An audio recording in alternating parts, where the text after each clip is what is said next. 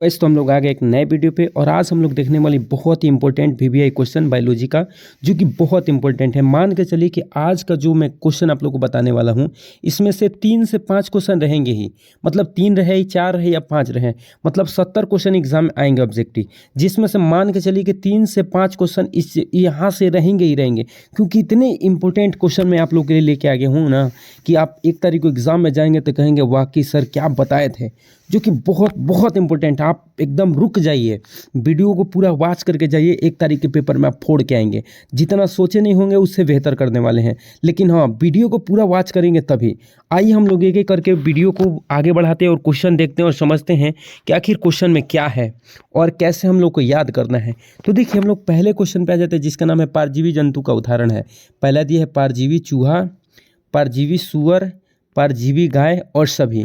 तो मैं बता दूं परजीवी गाय का उदाहरण जो है ये सभी के सभी राइट हैं, और इसके साथ साथ याद रख लीजिएगा परजीवी सूअर भी है, परजीवी मछली भी है। परजीवी क्या है? मछली भी है, परजीवी चूहे भी हैं, परजीवी सूअर भी है, परजीवी गाय भी है।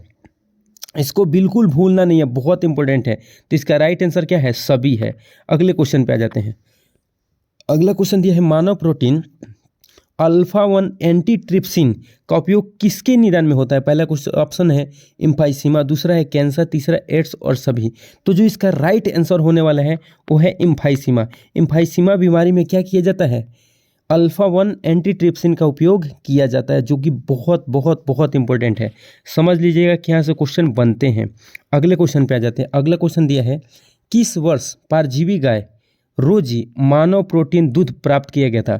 तो पहले तो यहाँ से क्वेश्चन उठेंगे कि परजीवी गाय का नाम क्या था? तो परजीवी गाय का नाम क्या था? रोजी। बिल्कुल नहीं भूलना है। और ये मानव प्रोटीन दूध प्राप्त कब किया गया था? 1977 में। याद रख लीजिएगा कि रोजी गाय से मानव प्रोटीन कौन सा प्राप्त किया गया था? तो अल्फा-1 एंटीट्रिप्सिन। यहाँ से 3-4 क्वेश्चन मैं आप लोगों को बता रहा हूँ, ध्यान से सुनिए।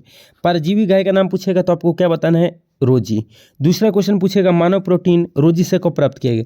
तो 1977 में। तीसरा पूछेगा कि रोजी गाय से जो प्रोटीन निकला था उसका नाम क्या था?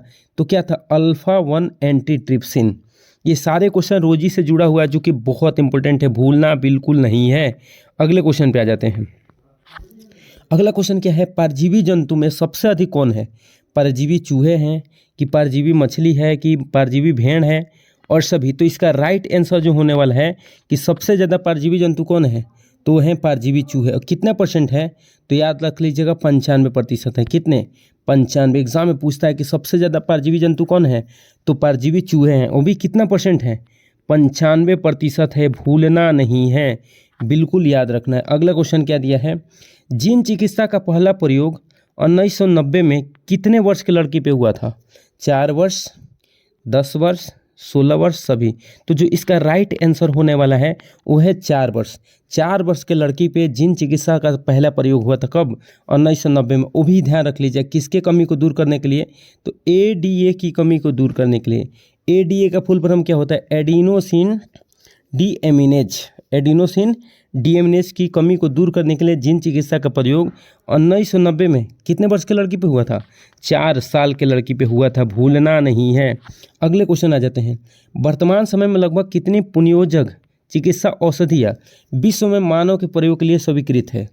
30 है या 40 है, 12 है, 32 है?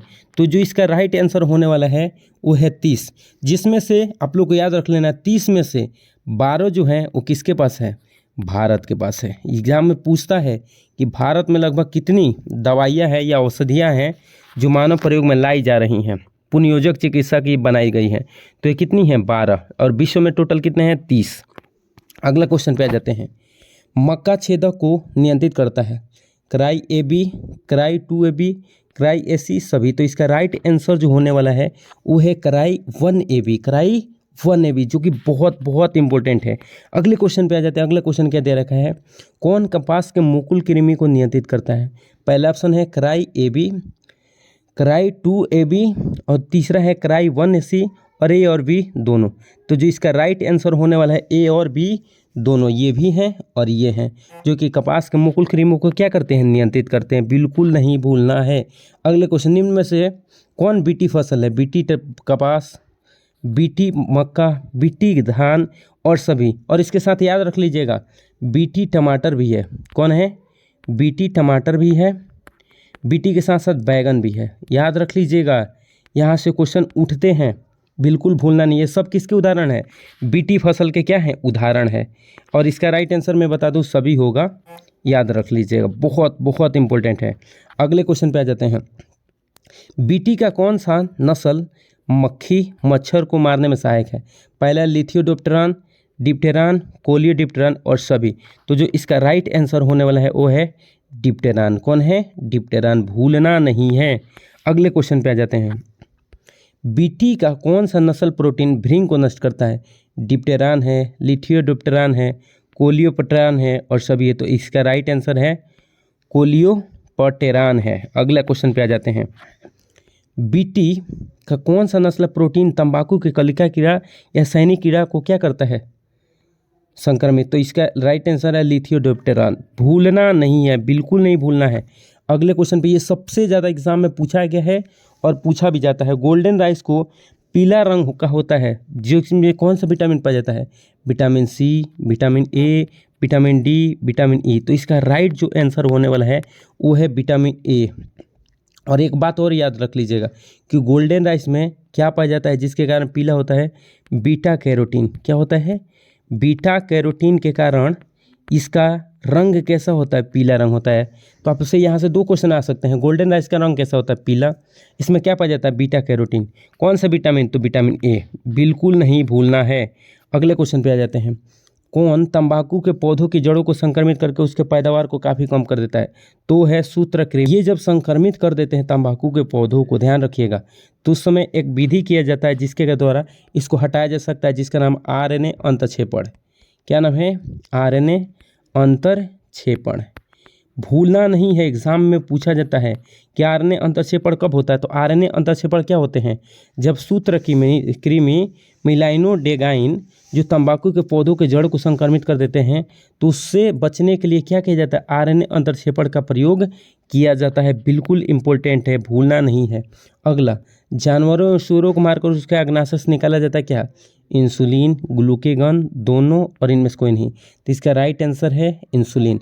और बात यहाँ से एक और याद रख लीजिएगा कि जो ये इंसुलिन निकाल कर अगर मानव इसका उपयोग करता है ना, तो एलर्जी भी हो सकता है। इससे क्या हो सकता है? एलर्जी। यहाँ से भी क्वेश्चन पूछे जाते हैं कि जो जानवर को मार के, जैसे सूअर को मार के उसके अग्नाशय से इंसुलिन निकालिए और उसका उपयोग मानव करेगा तो क्या हो सकता है? एलर्जी उत्पन्न हो सकती है। अगला क्वेश्चन, मानव इंसुलिन में कितनी श्रृंखला होती है? तो मानव इंसुलिन में याद रख लीजिएगा 2 श्रृंखला होती है, जिसका नाम है श्रृंखला ए, श्रृंखला बी। तो इसका राइट आंसर हो जाएगा दोनों। और ये ध्यान रखिए, एक और मैं बात बता देता हूँ, ये इंसुलिन का उपयोग किस में होता है? तो मधुमेह के रोगियों में किया जाता है। किस में? मधुमेह के रोगियों में किया जाता है। अगर मधुमेह किसी को रोगी है उसमें किसका उपयोग होता है? इंसुलिन का। एक बात और याद रख लीजिए यहाँ से, इंसुलिन में 2 श्रृंखला होता है, श्रृंखला ए और श्रृंखला बी, और ये दोनों जुटे होते हैं डाइसल्फाइड बंध से। डाइसल्फाइड बंध के द्वारा जुड़े होते हैं। याद रख लीजिएगा, किस बंध के द्वारा? डाइसल्फाइड बंध के द्वारा आपस में श्रृंखला ए और श्रृंखला बी जुड़ के क्या बनाते हैं? इंसुलिन बनाते हैं। यहाँ से क्वेश्चन पूछा गया है, याद रख लीजिएगा। अगला क्वेश्चन है, किस एंजाइम की कमी कारण SCID नामक रोग हो जाता है? पहला है मायोसिन, एडेनोसिन डीएमिनेज, क्रिएटिन और सभी। तो इसका राइट आंसर है यही एडेनोसिन डीएमिनेज, जिसको बोलते हैं ADA। अभी हम लोग पढ़ के हैं जीन चिकित्सा में कि सबसे पहले 1990 में जीन चिकित्सा का प्रयोग ADA की कमी को दूर करने के लिए 4 वर्ष के लड़की पे किया गया था। ध्यान रखिएगा। अगले क्वेश्चन पे आ जाते हैं। बीटी कपास के लिए बीटी का अर्थ क्या है? तो याद रख लीजिए बैसिलस thuringiensis है। इसका राइट आंसर बैसिलस thuringiensis। मैं आपका टाइम बचा रहा हूँ जल्दी जल्दी बचा के, ताकि कम समय में ज़्यादा हम लोग क्वेश्चन पढ़ें।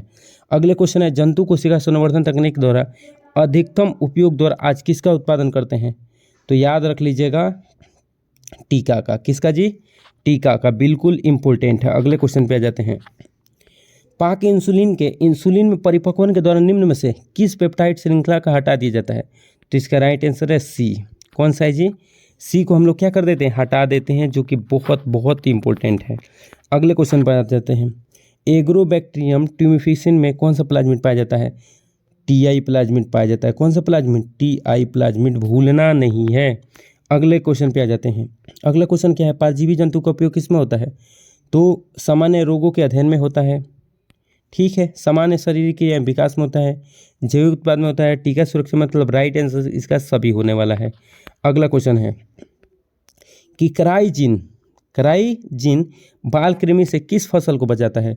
तो इसका आंसर है कपास। अभी पढ़ के आए लोग कुछ देर पहले। अगला, शरीर में एडीए उत्पादन क्या होता है? तो एडीए लिम्फोसाइट में उत्पादन होता है। कहाँ पे? लिम्फोसाइट, भूलना नहीं है। अगला क्वेश्चन पे आ जाते हैं। अगला क्वेश्चन है फ्लेवर सेवर इनमें से क्या होता है? तो पीड़कनाशी होते हैं, ये भी भूलना नहीं है। इसके आगे हम लोग बाबू, आप लोग को यकीन है कि आप लोग ऐसे सारे क्वेश्चन देख रहे होंगे और आने वाले समय में भी ऐसे ही आप लोग देखेंगे, ताकि आप लोग बिल्कुल अच्छा में अच्छा करें और 70 में 70 लाएं। आप लोग के लिए मैं भी मेहनत कर रहा हूँ, आप भी मेहनत करिए। और इसी के साथ मिलते हैं अगले वीडियो में, तब तक के लिए जय हिंद।